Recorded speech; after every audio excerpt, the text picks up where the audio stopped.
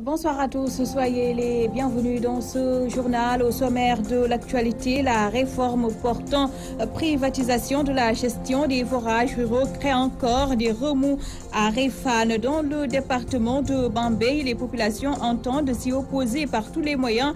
Elles promettent un combat national contre le fort. Les Saint-Louisiens s'inquiètent pour leur santé. Leur hôpital risque de redevenir un champ de bataille entre les syndicalistes et leurs direction au centre du conflit, la gestion des fonds alloués à la structure hospitalière. Et puis le train express régional n'a pas encore sifflé, mais il continue de faire des malheureux. C'est le cas à Pékin-Ouest où les commerçants du marché d'Ibissar ne veulent pas entendre parler de déguerpissement. Ils exigent de recasement. Vous les entendrez tout à l'heure. Voilà pour les grands titres.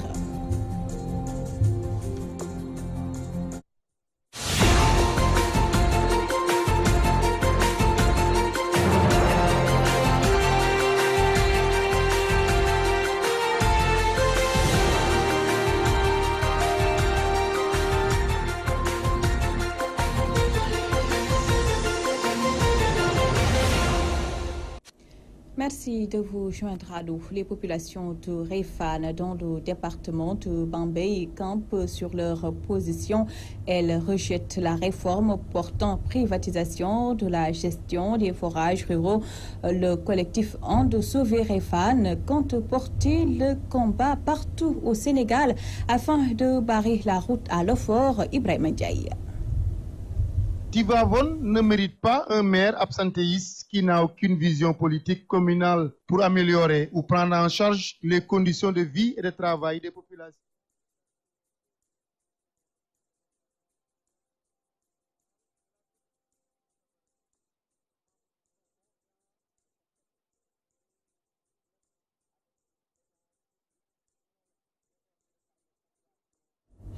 Ce n'était pas le bon élément. On va y revenir. À Saint-Louis, l'inquiétude gagne les populations depuis que la direction et les syndicalistes de l'hôpital ont déterré la hache de guerre. La gestion des fonds alloués à la structure hospitalière et la pomme de discorde, nous dit Gabriel Barbier. Retient son souffle. Les syndicalistes de l'hôpital régional déterrent la hache de guerre. Nous sommes là pour le bien-être de nos patients. Et donc tout ce que nous demandons, c'est d'avoir des conditions minimales de travail pour effectivement travailler dans la dignité, pour améliorer le pronostic de nos patients. Eh bien, il se trouve que on ne va pas être exhaustif. Dans ces conditions de travail, nous n'avons pas les moyens nécessaires pour répondre à nos besoins, pour répondre à la prise en charge efficace et efficiente de nos patients. Je ne peux parler que dans mon service. Il y a des ruptures de consommables indispensables à la prise en charge en urgence de nos patients qui ne peuvent pas s'admettre. Donc moi, je ne peux pas concevoir gérer les urgences obstétricales, gérer des urgences adultes et pédiatriques sans, par exemple, une numération formule sanguine dont on avait récemment une rupture pendant plus de 48 heures. Nous ne pouvons pas, effectivement, concevoir travailler dans des services tels que les urgences et la réanimation sans aspirateur de mucosité. On intube nos patients et on n'arrive pas à les aspirer. Au surplus, les syndicalistes parlent de nébuleuses dans la gestion des fonds. Alors nous demandons tout simplement, justement, vu les moyens investis par l'État pour notre hôpital, que ce plateau technique soit relevé pour nous permettre, en quelque sorte, de répondre à notre mission, qui n'est rien d'autre que prendre en charge correctement les populations de cette ville. Le directeur de l'hôpital régional de Saint-Louis relativise et parle de syndicalistes en manque d'arguments. Nous avons eu une subvention de l'État concernant le CEPOMA de 844 millions. C'était depuis 2015. Et depuis 2015 jusqu'à présent, cet argent n'a jamais été utilisé, ce qu'ils disent. Depuis 2015, nous achetons de l'équipement. Et ces expressions de besoin ont été faites par eux-mêmes. Les spécifications techniques faites par eux-mêmes. C'est une cellule de marché qui est installée au niveau de l'hôpital, une commission de marché au niveau de l'hôpital. Le directeur, ni de loin ni de près, ne fait partie de la commission marché ni de la cellule marché, ne n'attribue pas, ne commande pas de matériel. Et c'est eux qui ont réceptionné et c'est eux qui ont utilisé les machines. Et ces machines, normalement, pendant 2 ans, si ça fonctionne ou bien une année, une machine peut tomber en panne. Si elle tombe en panne, elle est sous garantie, elle est réparée. Où est le problème pour ça? Pourquoi à Saint-Louis, les gens veulent se singulariser au lieu de parler de véritables problèmes? Ils ne parlent pas de véritables problèmes, mais se singularisent autour d'une personne. À la limite, moi je me dis, c'est un problème de personne. Parce que si le directeur qui est là, qui tient tête à ces syndicalistes, qui pensent que l'hôpital les appartient, ça pose problème. Voilà, je crois que c'est ça la réalité. Aujourd'hui, il convient de dire à ces syndicalistes de retourner et de travailler. Quelqu'un qui travaille, c'est lui qui doit revendiquer. Mais quelqu'un qui ne travaille pas ne doit pas revendiquer. Autrement dit, un dialogue de sourds s'installe désormais à l'hôpital régional de Saint-Louis, où se soigner pourrait devenir désormais compliqué. Saint-Louis, Gabriel Bargui. Je vous le disais tantôt, les populations de Réfane dans le département de Bambey campent sur leur position. Elles rejettent la réforme portant privatisation de la gestion des forages ruraux. Le collectif And Sauver Réfane compte porter le combat partout au Sénégal afin de barrer la route à l'eau-fort. Les détails avec Ibrahim Ndiaye. Après les jeunes de Réfane qui ont rejeté la décision de l'État de privatiser leur forage, les chefs de village, coutumiers et religieux emboîtent le pas aux jeunes pour dire non à Ofor et à Aquatec. C'est une réforme en tout cas qui est antisociale. Dès le début de l'année 2018, Macky Sall avait dit dans sa déclaration que cette année 2018 est pour moi une année sociale. Comment une année sociale rime avec l'augmentation de l'eau dans les fiefs ruraux? C'est paradoxal. Aquatec a dit que lorsqu'elle s'installe ici à Réfane, ils vont vendre, n'est-ce pas, le mètre cube d'eau à 250. Moi, je ne parle pas du mètre cube d'eau. Je ne parle pas du... Mais ce qui m'intéresse le plus, c'est quoi? C'est l'installation de Ofor dans les différents villages du Sénégal. Ofor est en quelque sorte une agence qui est antisociale et n'arrange pas, n'est-ce pas, les Sénégalais, plus particulièrement les ruraux. Pourquoi? Parce que on ne peut pas concevoir que le mètre cube d'eau est moins cher dans les villes et plus cher dans les villages. Très déterminées, ces populations réfanoises disent que la réforme portant privatisation des forages ruraux ne passera pas au sein de leur localité. Donc cette assemblée, on l'a organisée aujourd'hui pour encore une fois faire face à l'effort, à cette réforme que l'État a faite depuis le mois d'avril passé. Ofor s'est installé à Réfane et dans beaucoup de fiefs du département de Bambey. Je veux dire même la région de Diourbel et celle de Thiès. Donc Ofor a sous-traité l'eau. Il l'a donné à Aquatec. Et Aquatec, à sa première venue ici à Réfane, son directeur nommé Pape Diop a tenu un discours très abominable. Qu'est-ce qu'il a dit? Je cite ça. Réfane, intérêt, indiwuma fi, sama intérêt moo fi indi. Fin de citation. Cette déclaration a suscité, n'est-ce pas, cette rancune de la part de la population réfanoise. Ce collectif And Sauver Réfane dit camper sur sa position ne reculera pas d'un iota dans la défense des intérêts de ces populations et compte nationaliser le combat pour dire non à Ofor et à Aquatec. Réfane, Walfadjri Radio TV, Ibrahim Ndiaye. Pékin Ouest, les commerçants du marché Djily Sarr sont en colère contre le président Macky Sall et le maire Pape Gorgui Ndong. Ils s'opposent à leur déguerpissement au son site de recasement. L'opération doit entrer dans le cadre du projet du train express régional. Théodore Semedo nous en dit plus.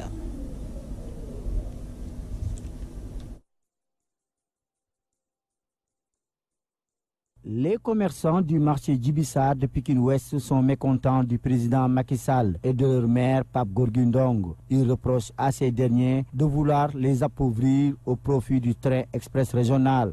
On ne peut pas rester, nous sommes des pères de famille, on ne peut pas rester comme ça. Prendre notre place sans nous donner une suite, c'est pas normal. Nous sommes depuis 27 ans ici. Depuis 27 ans, nous sommes ici. On nous a dit qu'on nous donne de 200 000, 300 000. Vous aurez constaté que cette somme ne nous suffit pas. On n'a vu personne. On n'a vu personne. Seulement le préfet et les Caterpillars qui ont venu déguerpir notre place. On n'a pas vu de maire, je vous ai dit. On n'a pas vu de maire du tout. On n'a rien vu. C'est Pape Gorgui Ndong, pareil. On n'a pas vu de maire.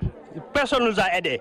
Alors que nous sommes avec le président depuis le début. Depuis que nous sommes secteur informel, nous sommes projet nak aka neex muy defar yalla na defar ak jamm dëkk bu mel ni panal tôt ou tard da ko fi ba mais lan mo gëna bon defar ko ba paré toroxal saw askan mo teguwul fenn. Ces impactés du terre qui exigent un site de recasement menacent de sanctionner le pouvoir de Macky Sall en 2019 s'il ne réagit pas. On va manifester, L'élection, on ne va pas aller à la paix, c'est tout.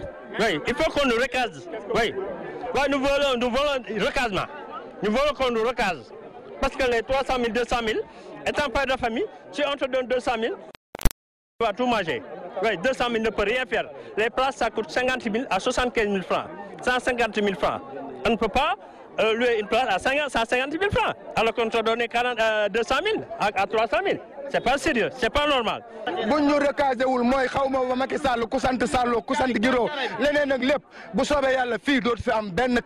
Ce sont au total plus de 300 commerçants de ce marché Djibissar qui risquent de se retrouver au chômage technique pour les besoins du terre au moment où le pouvoir actuel a décrété 2018 comme une année sociale. Théodore Semedo, Pikine Ouest, Walfadjri. Bras de fer autour du comité de développement sanitaire de Passy, les autorités locales et le groupe majoritaire ne s'entendent pas sur l'installation du dit comité, faisant fi de l'appel du sous-préfet. Ce groupe a installé son bureau en présence d'un huissier. Les détails avec Al-Hassan Bar. Les autorités de la localité qui ont avancé des arguments qui n'ont pas convaincu la majorité, l'installation du comité de développement sanitaire de Passy a eu lieu. Abdoulaye Mbaye, coordonnateur du groupe, revient sur la tenue de cette élection. Après investigation, semblerait-il que c'est à la suite du conseil municipal qui devait se tenir hier et malheureusement qu'il ne s'était pas abouti à cause, d'après les propos du maire, dirait-on, qu'il n'y avait pas de quorum. L'absence de ces conseillers municipaux qui devaient être choisis par leur père ne devait pas être un prétexte de report pour la tenue de cette assemblée générale. Nous l'avons tous constaté, c'est après, au-delà de midi 13h, que le sous-préfet est venu ici pour afficher véritablement la notification du report. Donc je pense une réunion qui devait se tenir à 10h, si on doit la reporter, l'information devait passer à temps. Nonobstant la notification de l'autorité administrative qui avise la reprogrammation de l'installation du CDS de Passy, affichée presque après l'Assemblée générale du groupe de la majorité, celui-ci minimise cet avis parce qu'ayant pris leur disposition avec la présence d'un huissier de justice. On a pris la décision, comme on n'a pas été notifié d'aucun report, on a pris la décision véritablement de notre agence générale. Et que, comme nous l'avons constaté, sur véritablement la liste des structures qui étaient convoquées, sur les 35, les 26 structures étaient présentes. Donc sur le plan représentativité structurelle, je pense qu'on a atteint le quorum.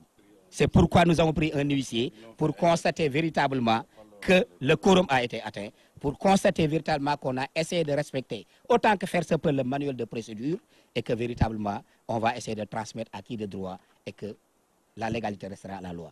Ce groupe, composé de toutes les sensibilités politiques et sociales qui veulent œuvrer pour la bonne marche de cette nouvelle structure, invite le maire de la commune à le rejoindre avant qu'il ne soit trop tard. Il doit véritablement essayer de maintenir Passy, de tenir Passy, de gérer Passy, véritablement de la façon la plus attendue. Nous ne sommes pas des ennemis, on est des frères, on est des camarades, nous ne sommes pas des ennemis. On l'invite encore à se ressaisir, on l'invite à rejoindre le camp de la majorité, on l'invite à trancher pour véritablement la vérité et l'objectivité et l'exhaustivité. Pour des raisons partisanes ou de la légalité, un bras de fer risque de s'imposer entre les autorités municipales et administratives d'une part, qui veulent reprogrammer l'Assemblée générale, et le groupe de la majorité d'autre part, qui a déjà mis sur pied le CDS de Passy et qui attend sa validation. Passy, Al-Hassan Ba, Walfadjri. Amputé d'une partie de son patrimoine pour l'érection d'un lycée à l'école élémentaire, Seydina Issa Laye de Cambérène fait face à de nombreuses difficultés. Les salles de classe manquent et les bâtiments inachevés menacent ruine. Awaka fait partie des responsables de l'école. Elle s'est confiée à Théodore Semedo. Je dis que cette école mérite plus de considération parce que vous n'êtes pas sans savoir que l'école de Cambérène a été conçue par Seydina Issa Laye lui-même. L'école était au bord de la plage avec l'érosion côtière. L'école a été déplacée ici à Seydina Issa Laye. Donc lui, il était le premier marabout à inscrire ses fidèles à l'école française. Mon papa en faisait partie. Donc je sais ce que je dis. Donc cette école qui est à son honneur, qui porte son nom, doit être une référence. Ça l'était autrefois, on avait de bons résultats, mais actuellement, on n'a pas de bons résultats parce que l'école, les classes manquent. Il y a, on dirait des doubles flux. Pléthorique, vous ne pouvez pas savoir. Les salles de classe, il y a des salles de classe qui effondrées, il y a les portes qui sont gâtées, il y a les fenêtres qui sont gâtées, et puis il y a le problème de l'eau.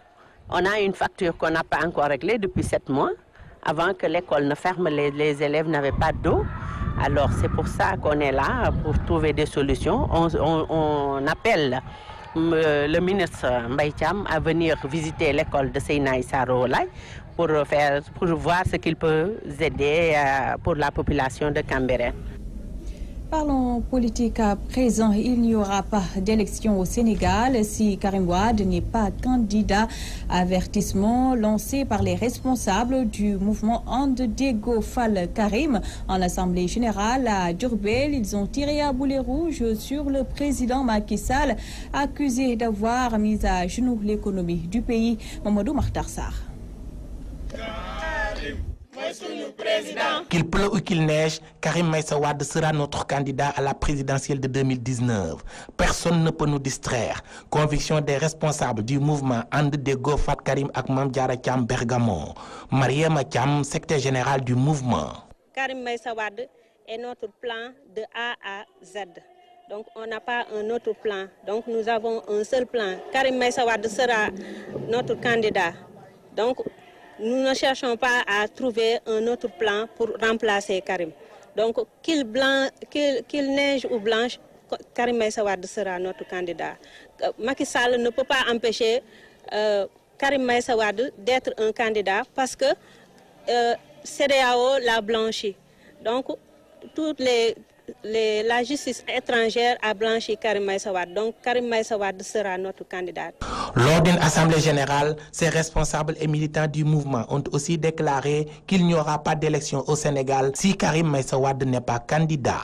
Nous disons que si Karim Meïssa Wade n'est pas candidat, il n'y aura pas d'élection.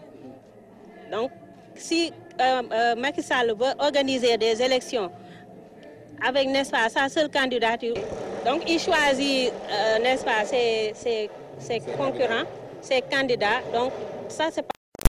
Allons pas l'accepter. Concluant leurs propos, ces karimistes soutiennent que Macky Sall doit partir pour plusieurs raisons, car il a mis à genoux l'économie de ce pays. Depuis son accession à la magistrature suprême, il n'a fait que des promesses pour les populations de Diourbel. Nous trouvons que la ville de Diourbel, depuis n'a que des promesses politiques non tenues.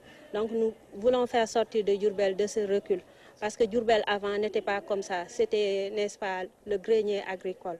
Et maintenant, nous voyons que depuis là, nous ne vivons que des promesses non tenues. Il est venu nous promettre des milliards et on n'a rien vu. Donc c'est pour cela que nous avons mis sur pied comment dirais-je, ce mouvement, n'est-ce pas, pour, n'est-ce pas, apporter, n'est-ce pas, des réponses aux difficultés de la ville de Diourbel. Touba Mbacké, Mamadou Makhtar Sarr pour la radio-télévision Walfadjri. Le département de Louga va bientôt bénéficier d'une unité de transformation de Niébé. Une tournée d'ailleurs initiée par le conseil départemental pour mobiliser les acteurs sur le rôle que peut jouer cette usine dans l'économie de la zone du Ndiambour. Louga, Omar Kairé. Le conseil départemental de Louga multiplie les forats dans la zone pour sensibiliser les acteurs autour du projet de l'unité de transformation de Niébé qu'il compte implanter à Kell. Cette fois, c'est au tour de la commune de Nguidilé d'accueillir cette rencontre. Nous avions vu que donc la filière Niébé était sortie premier au niveau du département de Louga, où nous avions aussi un partenariat avec la coopération luxembourgeoise qui nous avait demandé d'avoir un projet structurant rentrant dans le cadre de développer rapidement le département. Donc c'est en ce sens-là que le conseil départemental, à travers une étude de faisabilité avec l'agence régionale de développement, a pensé quand même à une grande entreprise qui va non seulement permettre aux jeunes, aux femmes de trouver de l'emploi, mais aussi nous permettre aussi de développer la filière NIEP. L'usine va démarrer avec 40 emplois directs. La mise en place de restaurants déjà au niveau de l'axe Dakar-Saint-Louis. Au-delà de l'implantation même de l'usine, il y a une nouvelle entreprise qui sera créée à côté. Ça veut dire que, Inch'Allah, si on démarre, nous pouvons démarrer avec 100 emplois. Guidilé a les prédispositions pour contribuer à fournir une forte production de niébé à cette usine de transformation. Déjà, la commune dispose de 40 hectares où la pomme de terre, la tomate, l'oignon et le gombo sont mis en valeur d'une manière permanente.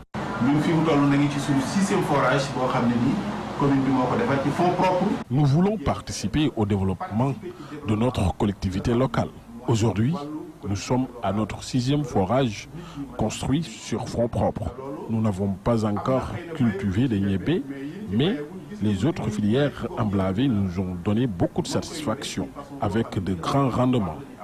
Je pense qu'avec la présence de cette nouvelle unité de transformation, nous allons voir comment faire pour cultiver le niébé et d'autres filières qui peuvent jouer un grand rôle dans le développement économique de notre localité. Cette unité de transformation en cours de construction dans la commune de Kelle est estimée à hauteur de 275 millions. Omar Kairé Louga, Walfadjri. Les populations du village de Dara Alaïbé dans l'île à Morphil viennent de réceptionner une ambulance médicalisée offerte par Moussa Sow, coordonnateur national du Puma, une ambulance qui va contribuer à mettre fin aux difficultés liées à l'évacuation des malades. La correspondance de Aboukan. Situé dans une zone très enclavée et qui manque presque de tout, à Dara Alaïbé, les populations locales viennent de pousser un véritable ouf de soulagement pour avoir reçu du PUMA le programme d'urgence de modernisation des axes et territoires frontaliers. Une ambulance flambant neuve. À travers ce don combien important pour ces insulaires, laissés à elles-mêmes de... Cette donation va offrir un modèle de protection dans lequel les prestations sont fournies aux zones frontalières, conformément aux valeurs de solidarité et de partage qui constituent le fondement de la société sénégalaise. Moussa Omar Sow, coordinateur national du PUMA. La rencontre d'aujourd'hui à Dar Alaïb, c'est de venir au nom du chef de l'État livrer l'ambulance destinée à cette grande cité religieuse pour laquelle le PUMA envisage de réaliser beaucoup d'investissements. C'était des engagements du chef de l'État traduits à travers le PUMA et qui consistent donc à des investissements dans le village et en matière aussi de développement économique et social. Nous avons donc beaucoup de projets pour la cité et pour toute la zone de Demet à Ouawa. La sécurisation du foncier au profit des populations autochtones a été aussi au centre des discussions entre les différents acteurs. L'occasion a été aussi de rencontrer les acteurs de développement de la zone par rapport surtout aux aménagements en matière agricole. Les aménagements hydro-agricoles dans cette zone. Aujourd'hui, nous avons entamé des discussions. Nous allons continuer ce travail au niveau du PUMA. En tout cas, dans toute la zone frontalière, la position et la politique prônée par le PUMA consiste donc à sécuriser le foncier au profit des populations, mais aussi permettre leur exploitation la plus optimale possible. C'était ça l'objet donc de la journée d'aujourd'hui à Dar Alaïbé. Et nous remercions donc le Khalif, remercions donc l'association de développement, les cadres, le chef du village et l'ensemble des chefs religieux de la zone pour l'accueil chaleureux qui a été donc réservé à cette délégation du chef de l'État. Avec l'octroi de cette ambulance, les populations longtemps confrontées à des difficultés d'évacuation des malades vers les centres de référence n'utiliseront plus des charrettes ou autres cercueils roulants. Le PUMA entend ainsi poursuivre ces nombreuses réalisations qui sont en cours dans un département dépourvu d'infrastructures. À Podaraboukan pour la télévision Al-Fadjri. Non, la violence. Tel est le nouveau cri du cœur des femmes après la mésaventure vécue par Ndeye Koumba Diop, cette jeune dame violemment battue par son mari, ce qui est loin d'être un cas isolé. C'est le reportage du jour signé Hadiati Gidankeba. Nombreuses sont les femmes victimes de violences dans leur foyer. Dernièrement, le cas d'une adolescente sauvagement tabassée par son mari a alerté la population sénégalaise. C'est vraiment regrettable. Comment un homme peut faire ça à son épouse? Aucune raison ne peut expliquer cette violence. J'ai même du mal à regarder les images de cette femme violentée. Ça me fend le cœur. En général, la majorité de ces victimes de violences conjugales se taisent, ne voulant pas porter plainte pour diverses raisons. Elles subissent ces maltraitances en silence. Vous savez, beaucoup de femmes subissent humiliation et torture dans leur ménage sans broncher. La société leur impose le silence malgré leur souffrance. Trop, c'est trop. Il est temps que cela cesse et l'État est invité à prendre des mesures drastiques pour éviter ce genre de situation. Il n'y a pas que les femmes qui s'indignent de cette situation. Certains hommes aussi dénoncent cet acte. Une femme doit être aimée et protégée, non pas être tabassée, parce que ce ne sont pas des actes encouragés par l'islam. On devrait plutôt respecter les femmes. Une femme ne doit pas être maltraitée, quoi. Parce que concernant notre religion, il est interdit d'exercer des faits violents du moins au niveau des femmes. Il faut pour les femmes, on doit les traiter comme nos sœurs, nos mamans, parce que tout homme dans le monde est amené au monde par une femme. Beaucoup de femmes vivent le calvaire dans leur foyer, subissant toutes sortes de violences. Le cas de Ndeye Coumba Diop pour beaucoup de femmes de se révolter. D'ailleurs, elle prévoit une marche le samedi 11 août pour dénoncer cette injustice.